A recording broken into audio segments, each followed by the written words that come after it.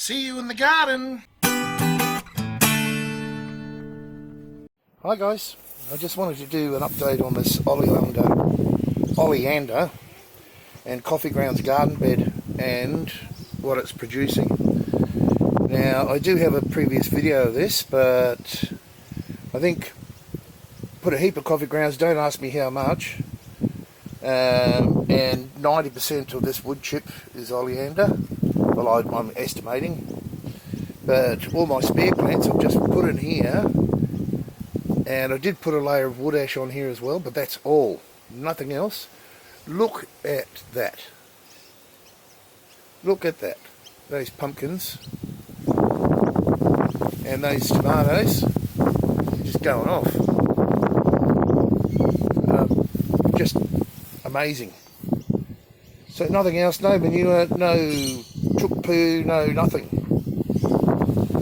So I'm pretty astounded. It was an experiment, and what I did, because it was still quite hot in the middle, I just planted all around the outside.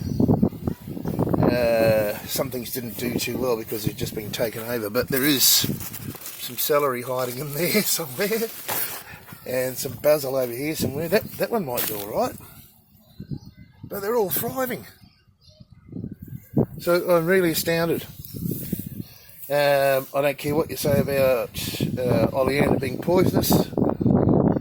Look, why are the plants thriving? And I've got to say that it's the wood chip's been sitting here. This is nearly 2 years now. So think of it what you will. Appreciate your comments. And if you are going to comment about the Oleander being poisonous or along those lines, please provide proof.